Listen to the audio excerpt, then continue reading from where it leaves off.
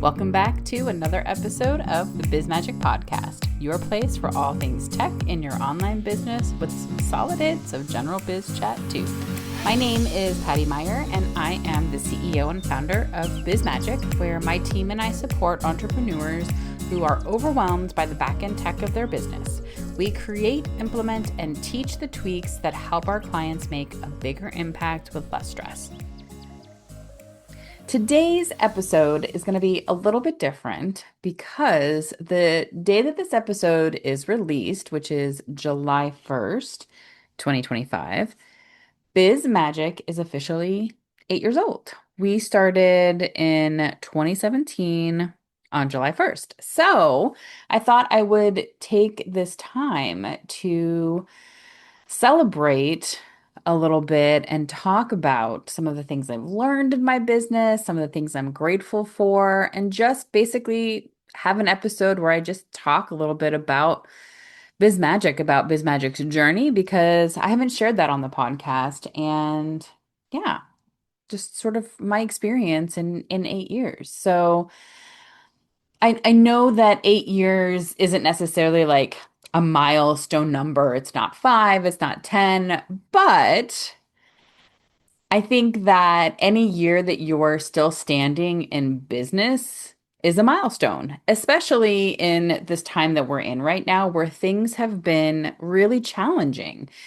It's been a very difficult last many years, but the last two especially have felt very different for a lot of people in the online business. So that's why I want to kind of say, I think any time that we're still in business is a time for celebration. So why not year 8? So let's have an episode that's part celebration, part reflection, part love letter to my business and the people who've helped me build it. So if we kind of go back and start a little bit at the beginning, when I graduated high school, I didn't go straight to college. I felt a little bit burned out from school. I had anxiety that I really didn't know how to name yet. And honestly, I wasn't ready. So I started working, and my first job was at Aaron Brothers. And I became an assistant manager there within 6 months. And that was mostly because I'm nosy, because I like being in control, because I really liked knowing how things worked behind the scenes, right? What was happening. And that's the same as I've always been and am to this day, right? I like knowing what's going on. So I bounced around in retail for a little bit after that. At one point, I worked very briefly at the Container Store, and I I'm just going to be real here. I failed a surprise drug test. I was 21. I was living in San Francisco. I smoked pot. I failed the test. So that was exciting. So I lost that job, and then I moved on to the next job, and that was at Build-A-Bear.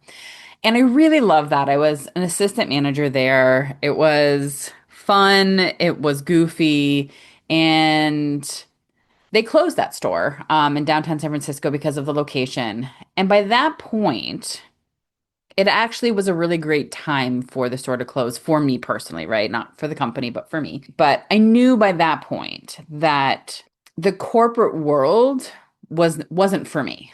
I hated policies and enforced policies over things like my hair color. I hated feeling like I was another cog in the machine. I wanted more autonomy. I wanted more creativity. I wanted more freedom. So I took some time when I got laid off because I had unemployment, and I pivoted.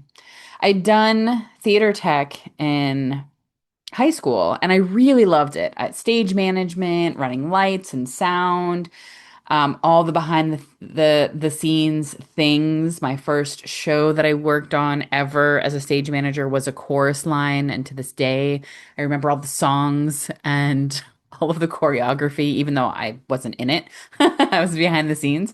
So I rearranged my resume and posted it on Craigslist, and a nonprofit theater in San Francisco reached out to me, and I got hired as a lighting and soundboard operator. I really didn't know what I was doing, but they trained me, and I fell more in love with theater.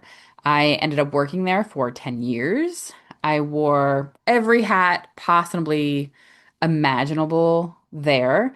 I was a lighting designer, I was a stage manager, I became the volunteer coordinator, I became the program director for a weekly program. I became the technical director. And finally, I was the operations manager.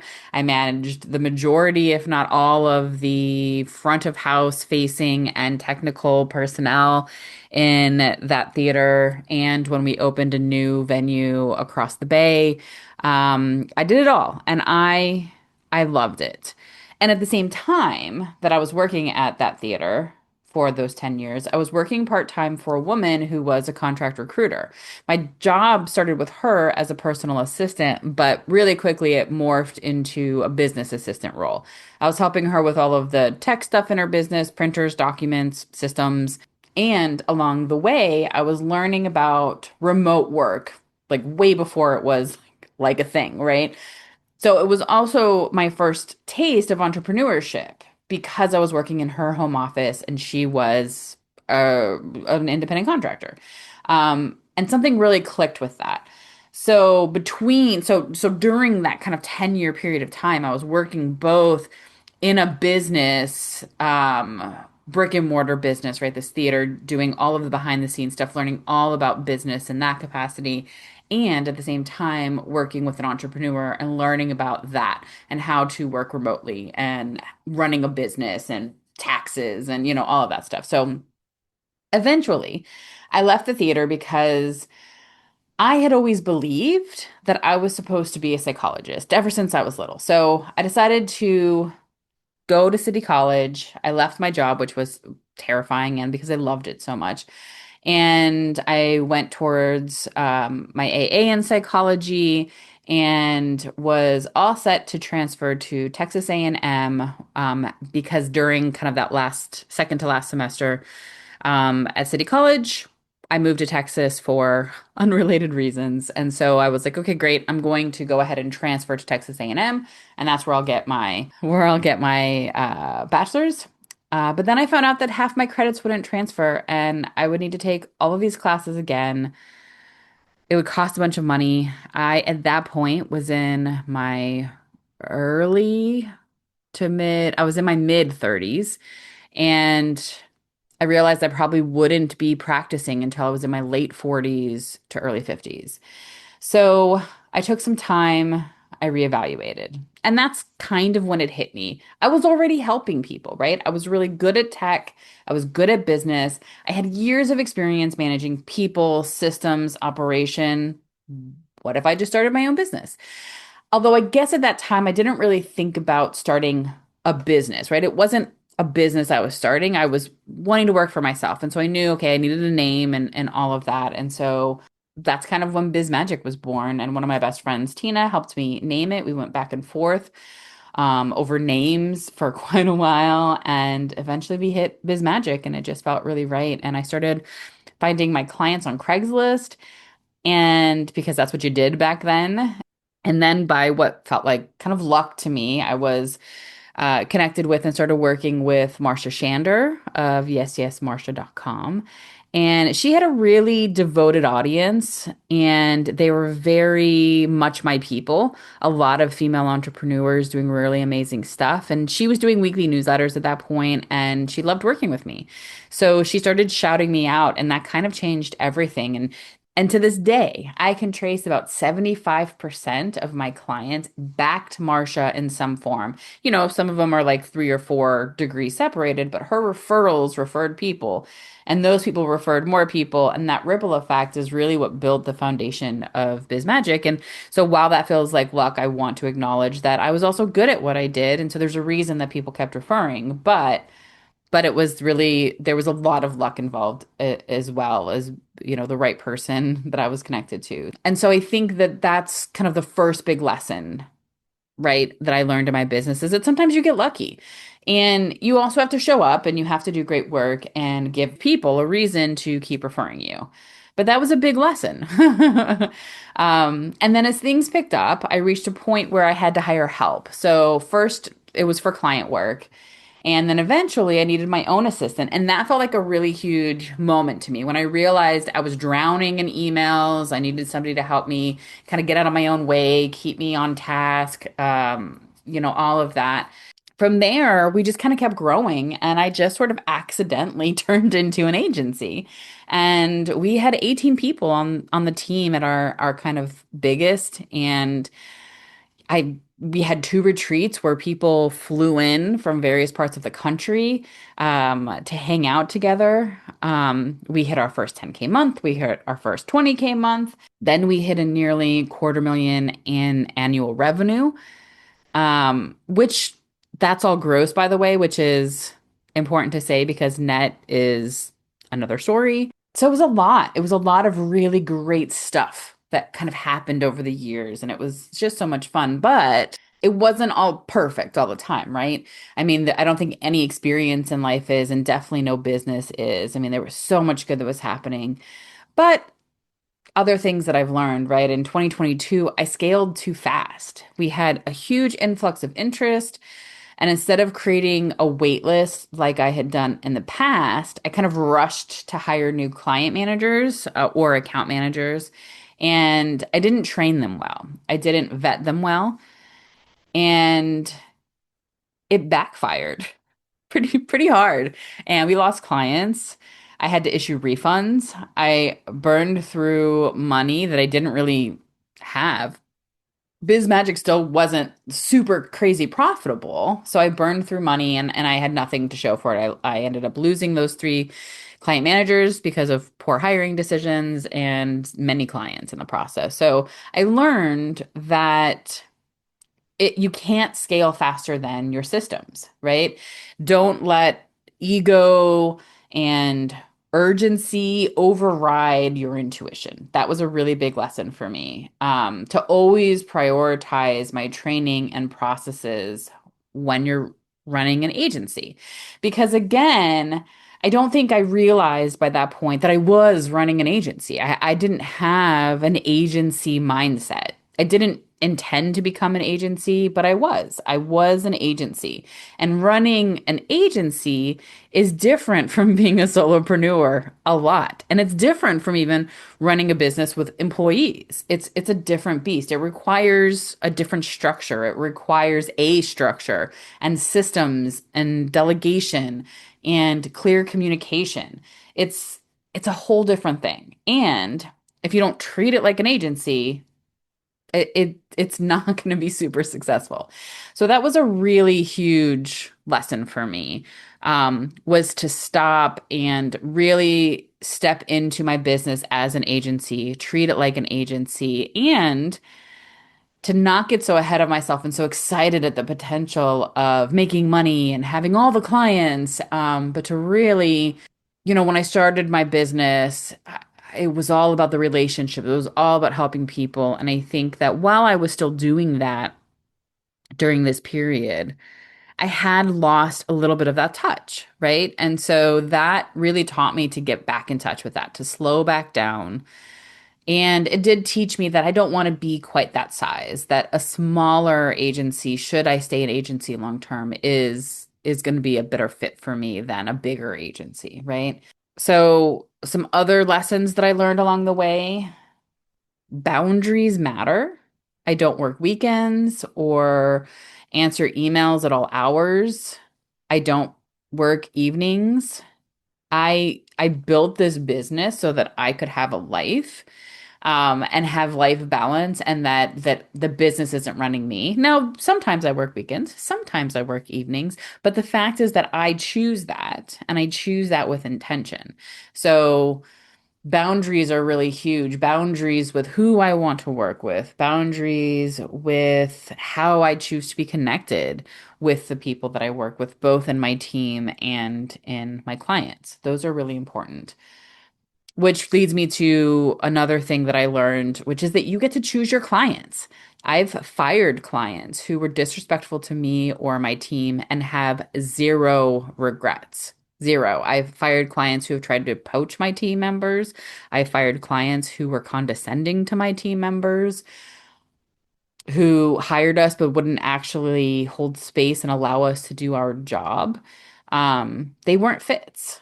And so I let them go. And it's the best thing that I've done in my business every time I've done it. Another lesson is that comparison is terrible. Someone else's six-figure launch, seven-figure business has nothing to do with my journey, with my business. My business is unique. My clients are unique. My team is unique. And therefore, my business does not and never will look like anybody else's business. And that is a good thing. That was a hard lesson to learn and took me a long time to learn that. And the other one I think is that staying in business is success. That's why I'm celebrating today, right? Just continuing to show up is something to be proud of. The statistics that are out there say that I think only 50%, and this isn't exact, I'm paraphrasing on what I remember, but I believe it's 50% of businesses last the first 5 years. So, and then it's even smaller percentage when it's women-owned businesses. So, and I think the number of women-owned businesses to start with is super low. So, it's a really something to celebrate. So, being proud of where you are, I think is really important. There's this check that's sitting here on my desk as I'm sitting here. And I wrote it to myself from BizMagic for $1 million. And it's post dated for July 1st, 2025. In case you haven't guessed, I will not be cashing it. I love that it's there. It's a reminder of that kind of early version of myself who believed the online business world hype. I think that you could just make a course and the money would pour in, right? That it's just like magic. I don't believe that anymore because I understand that there's so much more that goes into that stuff behind the scenes. That not that you can't be successful with a course or anything like that, but that it's that the online business world isn't just you build it, people will come. Because where do the people come from, y'all? Like they have to come from somewhere. It takes networking, it takes audience building, it takes time. Like there's so much more involved that I think new business owners, especially in the online business world, aren't told and shown. And we're just sort of fed this idea of like magic, magic, and I love it, but also it's not always realistic. And so this check kind of reminds me of what I've learned in all these years and how much I've grown as a human and as a business owner, like what I've learned by being in business for all these years. And so I like that it's sitting here, even though I can't cash it today. It's almost like this little sweet time capsule of how far I've come, right? I love that it's sitting here because though I don't believe in that stuff that I kind of believed in the beginning, I believe in my business and I believe in what I've built. And so I think that's a really beautiful thing to have here.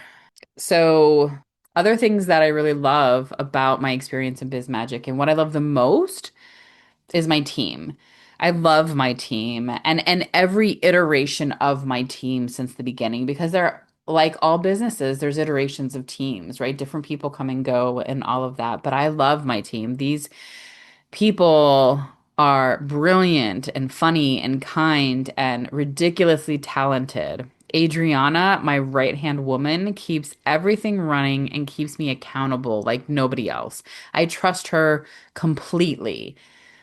My team teaches me every day about business, about leadership, about grace, about support. And I could not do this business without them. And I love my clients. So many of them have become friends of mine. And I get to support people who are doing incredible work in the world. Therapists, coaches, functional medicine practitioners, artists, justice advocates. I'm behind the scenes helping them do good in the world, helping them shine. And that for me, oh, it's so deeply fulfilling. And it makes what I do just everything to me. I love that I get to be my own boss. I love working from my couch. I love snuggling my cats and talking to them during meetings. I love setting my own hours. I love I love that I get to be myself in my business. I get to be real and passionate and sarcastic and silly and dressed down. Like I don't have to put on a power suit to go to work. Like I love that I get to be me. And I love this podcast. I started it back when I was living with my mom, right after I first moved to Texas, and I was trying to get back on my feet after kind of leaving my whole life in San Francisco. And it disappeared for a while because life and growth and business, but it's back. And this episode is 24 of the kind of revived version of the BizMagic podcast. And I just fucking love it. I love it so much. I'm so elated that I do this podcast and that I do it for me and I do it for anybody who wants to listen. And that I'm not focused on the numbers. I'm just doing it because I love it, you know? So to close all of this out, thank you for being a part of this journey, whether you've worked with me in some capacity, whether you've referred someone to me, listened to this podcast, or just been in my audience cheering me from afar. Thank you. Biz Magic exists because of community, a community that I really love. And because of people like you that listen to this, you that continue to run your business, you that are successful just because you made it another day in your business. And I think everybody should celebrate that. So here's to 8 years of mistakes and lessons and love and frustration and fear and magic. And here's to whatever's next. If you want to share anything about your own business journey, you know I'm here for it. And if you need help and you want to support me in continuing to do what I love and what I'm passionate about, let me know. Shoot me a message. I can help you with your tech, your workflows, your systems, your platforms, your website, all the back end stuff. And I will love every second of it. I do strategy sessions with businesses on all sorts of things. I'm here for you. So send me an email, patty@bizmagic.co, or you can learn more about BizMagic if you don't yet know much about us at bizmagic.co. Thank you again so much for being a part of this journey. Happy birthday, BizMagic. And I appreciate you all. Thank you for listening to another episode of the BizMagic podcast. Like most small businesses and podcasts, we rely heavily on word of mouth. So if you like what you heard today or in any episode, please share with your friends and colleagues and rate, subscribe, and comment on your favorite podcast platform. Till next time, cheers to your magical biz success.